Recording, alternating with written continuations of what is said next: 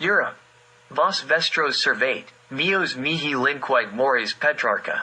You keep to your affairs, and leave mine to me. Europe is the name of our continent, stretching from the Atlantic Ocean to the Ural Mountains and from the Mediterranean Sea to the North Pole. It was named after Europe, the brother of King Perdiccas I, who was the founder and first king of Macedonia in 713–765 BCE.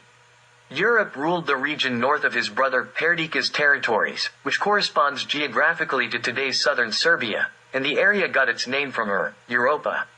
The name Europa gradually expanded until it became the name of the whole continent. Serbia is located at the center of this continent, and as we have seen from the above, even the name Europe itself has Serbian origins and originated in Serbia. Therefore, Europe was born in Serbia. The nations of Western Europe have united into an economic and political union called the European Union. This union aims to expand across the entire European continent, advocating for the unification of European states. At first glance, this idea may seem appealing, as a united Europe presents itself as a new reality offering its member nations, the European nations, the potential for new relationships and a safer future. For this endeavor to succeed, or rather, to make sense, the new community must fulfill several essential conditions. The first condition is that all members, all European nations, are treated equally, which means equality of rights. The second condition is that they equally respect the religious and cultural heritage of all European peoples. This means that this European community should respect modern nations and not work towards their destruction or the creation of some European supernation. The laws of life differ for each nation. Destroying nations and creating some international society is a very dangerous process, very complicated, fundamentally very immoral, and ultimately never achievable. The third condition is that such a great endeavor, if it wants to succeed, must embrace a higher ideal based on sound morality and Christian ethics. Most European nations are predominantly Christian. If there are any who are not, the application of Christian ethics could not harm them. As a logical consequence, the question arises: how much and which of these three essential conditions are fulfilled in the European Union? The answer is very brief and disheartening. Unfortunately, none of them. Some EU member states, driven by their well-rooted nationalist ambitions and old imperialistic tendencies, believe that in the modern internationalist mix, they will inevitably fare better than others without their experience and strong instinctive chauvinism. They preach Europeanism because they want their nations to be at the top of the pyramid, to rule and dominate. We Serbs primarily observe their attitude towards us, as potential partners and members of that community, and we see that it remains unchanged.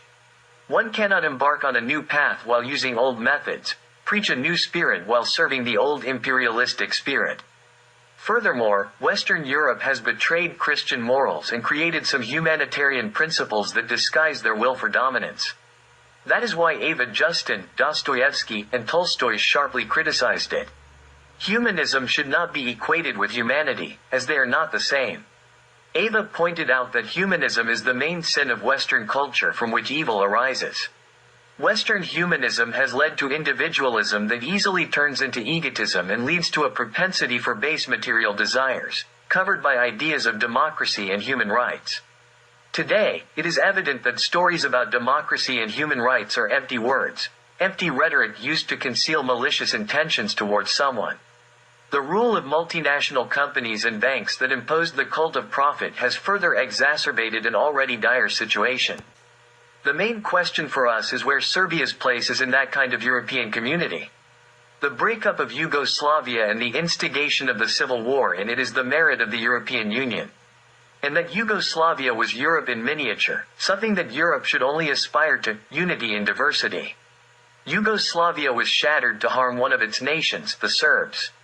In that Yugoslavia, everyone had more rights and influence than the Serbs. In fact, the Serbs were a second-rate nation in Yugoslavia. The first open move in the breakup of Yugoslavia came from Germany, in the early days of July 1991. With a demand to recognize the secessionist states of Croatia and Slovenia. The Balkans were depicted as a powder keg, and the Serbs as a disruptive factor. Yugoslavia was considered an artificial creation, an unfortunate historical experiment destined to extinction. By the declaration of the European Union on August 6, 1991, the internal administrative borders that the communists had arbitrated in Yugoslavia were proclaimed as a subject of ultimate protection. Then followed a competition for declaring independence by individual republics, which was supposed to be completed by December 23, 1991. Towards Serbs, an incredible pathological hatred has been demonstrated by the Western European nations. There is nothing worse than people filled with hatred. They cannot even comprehend the simplest and most ordinary things, as they refuse to accept even mathematical truth. Hatred is a dreadful explosive, and those who deal with it are working with a more dangerous and terrifying tool than any chemistry can offer. Despite the best intentions, if there are any, there is no possibility of establishing normal relations between Serbs and the European Union in the next 50 years. If the European Union had in mind that one day in the near future, Serbia would become an equal member of its community, it would have never done what it did. This is the Europe that orchestrates heinous crimes and then accuses Serbs of the same crimes, such as the incidents on Vase Miskina and Markel streets in Sarajevo, the village of Račic in Kosovo and Metahija and Srebrenica. This is the Europe that joyfully kills 12 Serbian babies in a maternity ward in Banja Luka in 1992, and covers up the existence of crematoriums in the village of Kleka, where dozens of Serbs, including small children, were sent to their death.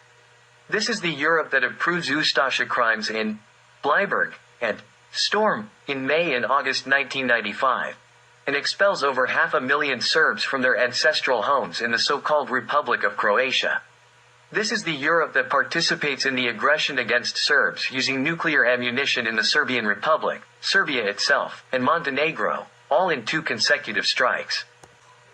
This is the Europe that arrests, beats, and kills Serbian patriots, Generals Jukic, Dogmanovic, Kovacevic, Drilaka, Vuskovici, Stevan Todorovic, General Kirstic, and others. This is the Europe that now rushes to take advantage of our weakness and permanently break the heart of Serbia, Kosovo and Metahija, by introducing them into the European Union as some kind of European district. This means that Serbia's membership in the Union is not envisaged, as it has already been publicly stated by Samuel Huntington. We must recognize that Europe ends where the Orthodox and Muslim world begins. Jean-Baptiste Duracell also placed the eastern borders of the European Union where the borders of the Carolingian Empire once were. Moreover, the European Union attempted to destroy the Serbian state by force of arms and turn Serbia into a colony, resulting in the current occupation of parts of Serbian territory. This has made it clear that there is not only one Europe, except in the geographical sense, but that there are 2 entirely different and ultimately incompatible Europes, the Catholic Europe and the Orthodox Europe. The Greeks should not be considered in any way. The Latins are right when they say, Greek faith is not faith. Bulgarians and Romanians will soon see the price of entering the European Union. As the first measure of subjugation, they have accepted the papal calendar, and they will have to accept union with the Pope as well. They have forgotten that all Orthodox churches have accepted the Milanković calendar at the Pan-Orthodox Council. Those who today in Serbia claim that they want to go to Europe and that it is best for Serbia to join such a Europe, without taking into account the reality and all these facts, either do not know what they are saying or are malicious cynics. This applies to those who are informed, but there are also those who are not sufficiently informed and have been overwhelmed by someone else's pro-European propaganda serving foreign interests. These are foolish stories, such as Serbia needs to go to Europe when it is already in its very center, as if Serbia is not where it is but somewhere else. If, however, it is implied that Serbia should join the European Union, then those people are simply malevolent. Neither is Serbia ready to join that society, nor is that society ready to accept it as an equal member. It is not just about the economy but much more about politics, religion, and culture. As the first condition that Serbia must set is the right to national unity, the unification of the Serbian people and Serbian lands. If this fragmented Serbia entered that union, it would mean that it would never again be able to unite its people and its lands. It would mean striking a stake into the heart of the Serbian nation. More and more, by the official representatives of the European Union, there is talk about a separate European state for Bosnia and Herzegovina, Macedonia, Montenegro, and about Kosovo as a member state or European district. The second condition is the recognition of the rights of Serbs to their faith and their national culture. Efforts are openly made to impose union with the Pope on Serbs, and for that purpose, a pro-union current has been created within the ranks of the Serbian Orthodox Church. In Montenegro, there is a separate pro-union church. Our Europeans tell us how we cannot bring Cyrillic into Europe, which means we cannot bring the Serbian script and, consequently, not the language either. The labels on products for Serbs will be written in the Croatian language, not in any European language.